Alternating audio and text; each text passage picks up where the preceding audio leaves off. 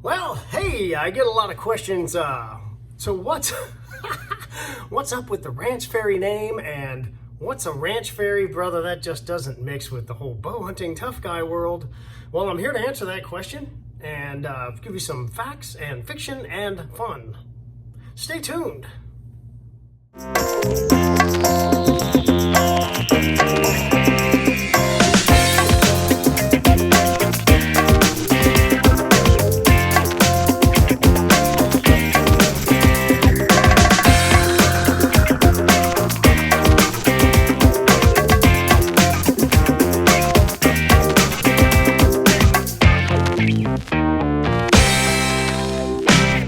So the Ranch Fairy thing came up more than a decade ago. I'm basically the ranch manager of our place called the Ray Ranch down here in Texas, and I run around and fix everything.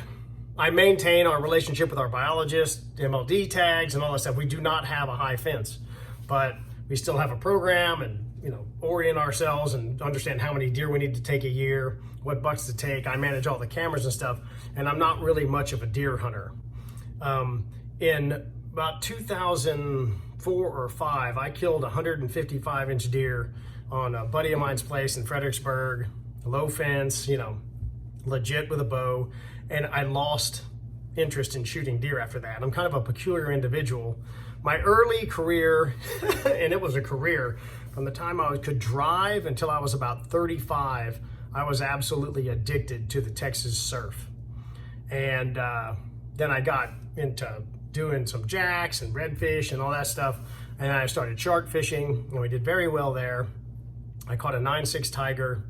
I caught a bull shark near 8 feet. You have to get out there and tail rope them, pull them out of the surf. You have to wade in the water, tail rope them, pull them out, cut the hook off, and then you take the rope and drag them back in. It's a catch and release sport. It's really cool to pull a 300 or 400 pound fish up on the beach, get photographs with them, and then and release them. It's super fun.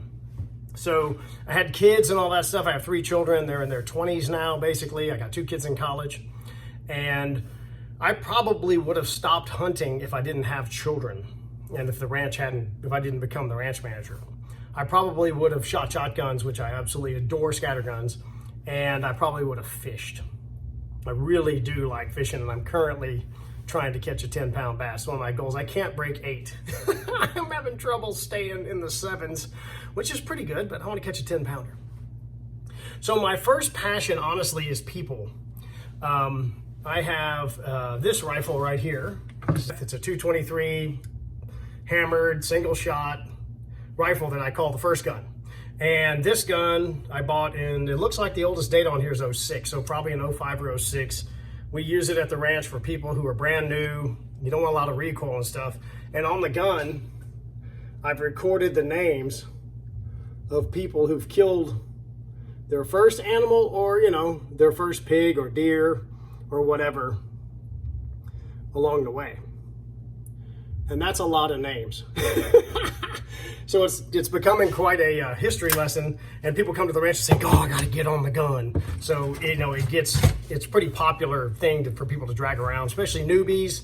The gun's 10 pounds. It's a 223. We shoot out of deer blinds, nice close shots, shoot some hard bullets, and since it doesn't recoil, nobody's scared of it, and they make good shots. Here's a few pictures of some of the people I've taken hunting on the ranch. It's mostly pigs. I pulled this out of my pig file because, of course, I have a pig file on my phone. But these are just random and sundry. You just see a lot of different people. My passion really is to teach people the outdoors. Most of these people, were in their teenage years. Now they're grown men and women, and they have jobs and stuff, boring stuff like that. But I put them on a lot of meat, and it's a lot of fun. So what happened to me bow hunting is I killed this deer and just kind of lost interest in deer hunting. I still take people hunting, and I get the cameras and I find deer that we want to target at the ranch, and I'll take people out. My nephews or 7 or 8 year olds are it's really cool. I'm still in the process. I just don't like to shoot them anymore. It's just more rewarding for me to take people, but the pigs and I have an understanding. And so I switched in bow hunting from deer to pigs. We have piles of them. Just like hunting a big whitetail, you kind of have your way of doing things. And despite the deer feeders you see on the on the camera and on the videos, and I'll address that in a minute. You can't just show up and walk in there with Bud Light in your hand and smoking a cigarette and whack them. It doesn't work that way. The big adults over 200 pounds, on our place, a 200-pound pig is pretty big. They work pretty hard. I don't have any agriculture around me, so they don't get massive. There's places where there's legit 300 and 350-pound pigs. Get a scale. You know, that's well addressed in my videos, but there are places where there's a lot of agriculture and some absolute tanks where they get to eat a lot, just like the Midwest deer and stuff. You got all this farming and stuff. Those deer just get physically large. And I started really trying to key in on the larger boars. And, you know, slide forward 10 years and it's, you know, 2012, 2013, and I'm struggling. I've got plenty of targets. I got setup shots, I got ground blinds, I got tent blinds, I got elevated stands. I'm shooting them at all angles, and I'm just having some trouble killing them. And I can't put the equation together. I just can't. I mean, I had cone contacts, I had plenty of mechanicals, I shot muzzies, I shot thunderheads, I was shooting light setups, I was just shooting whatever the industry told me, and back then there's no internet. So you go to the shop and you do your best, you're just working along. In 2012, 2013, I find Dr. Ashby's study. And I start reading it, and I'm just saying, wow, he's really plowing through some great big animals with a longbow, primarily. They shot compounds in the study as well. Dr. Ashby's only concern was penetration. Thousands of shots. He has 113 data points he collected. Mind you, this is when there's no computers that are like we have now. In Google, you can just put some stuff in this kind of half spreadsheet and push the graph function, and it'll give you 10 graphs. That's not the way it was back then. So this is pre-carbon in the study. And I'm reading through, and then carbon comes along. He basically put FOC on the map. After reading through all of it, I said, this is the only thing different than what I'm doing, and I'm not having a lot of success. Mostly half arrow penetration on the big adults, and then they don't die. It's a long night, or we accidentally kill one and we find it, but we're talking 30 or 40%. I'll admit that, because that's the fact. Other people don't, everybody else shoots great, you never miss, I got it. But I was struggling. I said, you know what? I'm gonna do this. I have longbows. I have an Osage orange longbow over there, and I have a 21st century, and I chose the 21st century, and I did everything Dr. Ashby said. I ended up with a 670 grain arrow. I shot the grizzly Kodiak that he shot, and I bare shaft tuned. It took me 3 days. I mean, remember, there's no help. I'm just totally spitballing this. I finally figured out how to bare shaft tune. I got it flying like a dart, no fletchings, perfect. Put the fletchings on, and all of a sudden, I'm way better at archery and being accurate than I've ever been, because the arrows are perfect.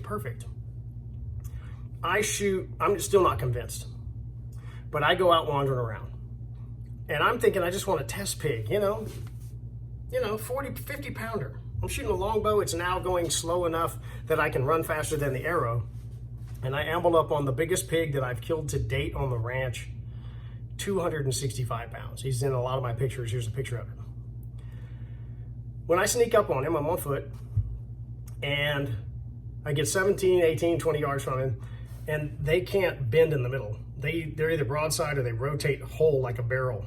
When he does the classic, he sees me, he's really quite unconcerned.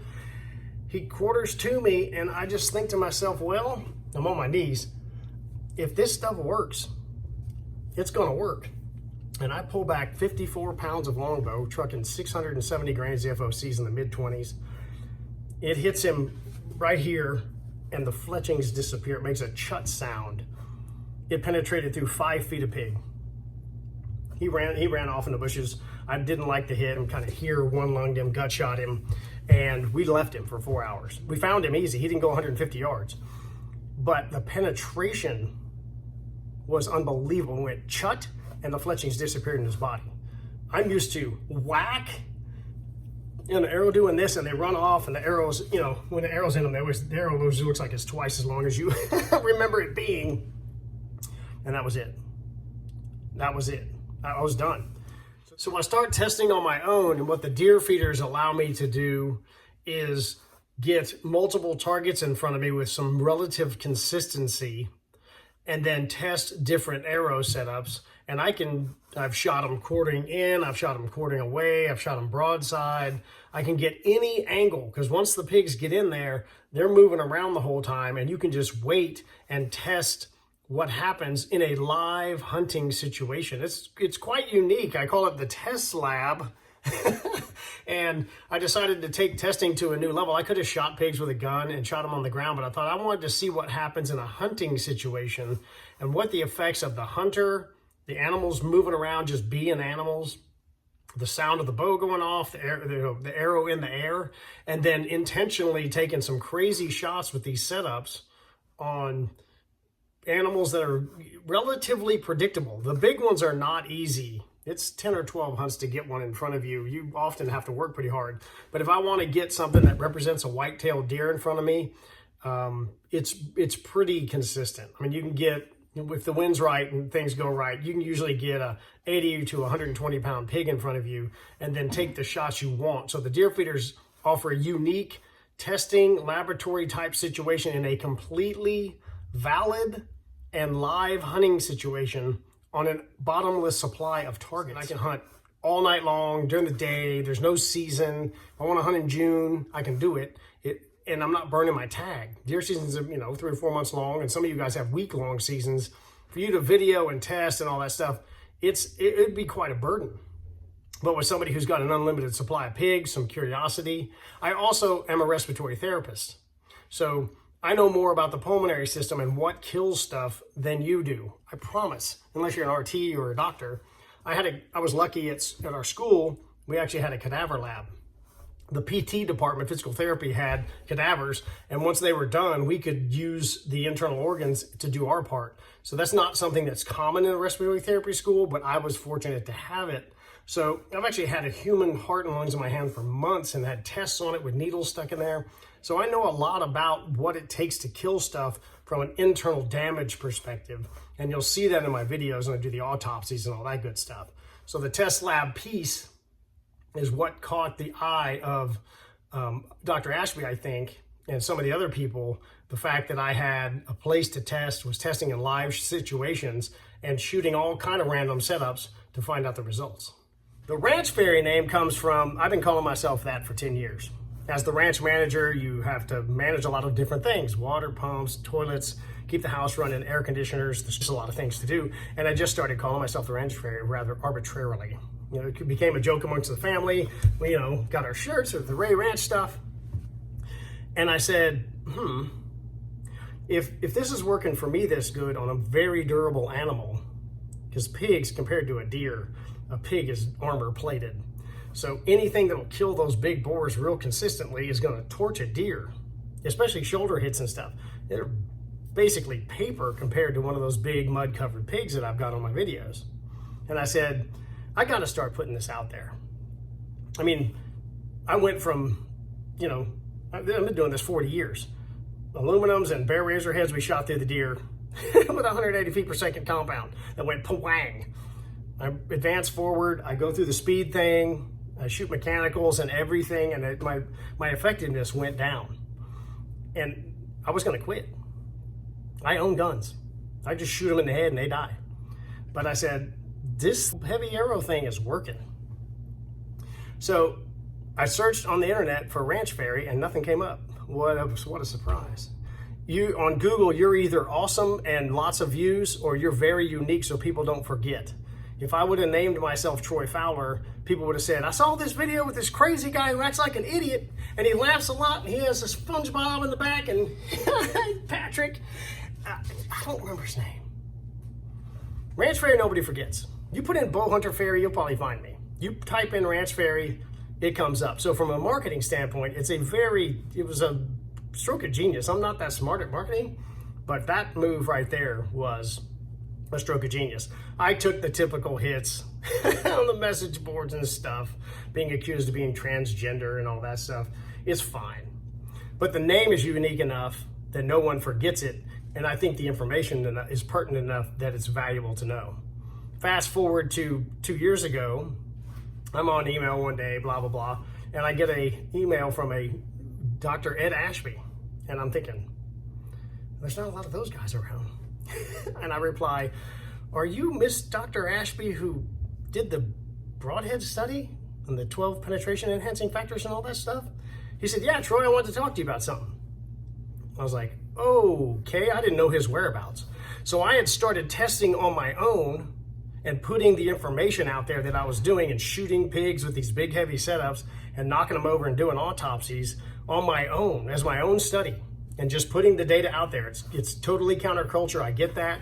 It's not what the industry says. I get that. I don't really care.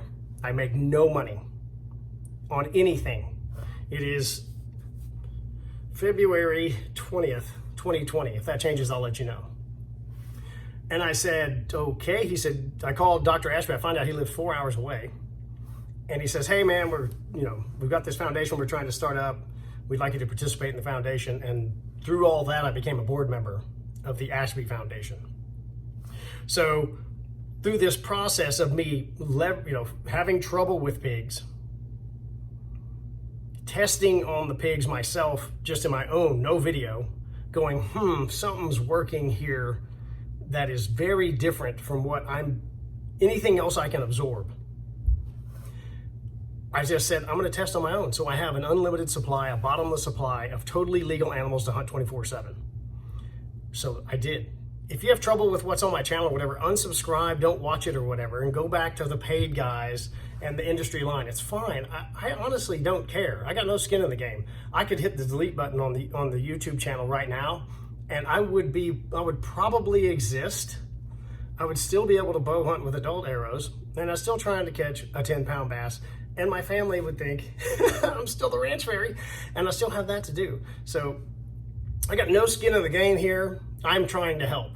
You saw the earlier pictures of all the kids. My goal with the Ranch Fairy channel is to give you an option to what you're currently doing. And if you're struggling, at least there's another voice. I'm not in competition with anyone. I don't really care what the professional guys say at all. This stuff works. Dr. Ashby was shooting through Asiatic buffaloes with a longbow. If you can shoot through that, you can shoot through a deer. The reverse is not always the case.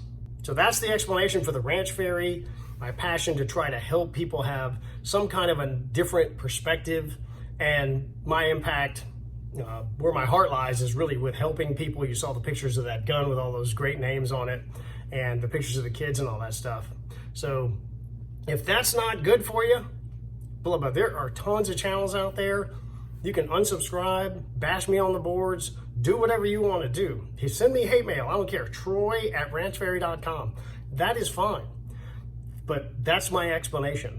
Passion for people, something that started working, testing on my own, and then now I'm buddies with Dr. Ashby, which is really, really cool.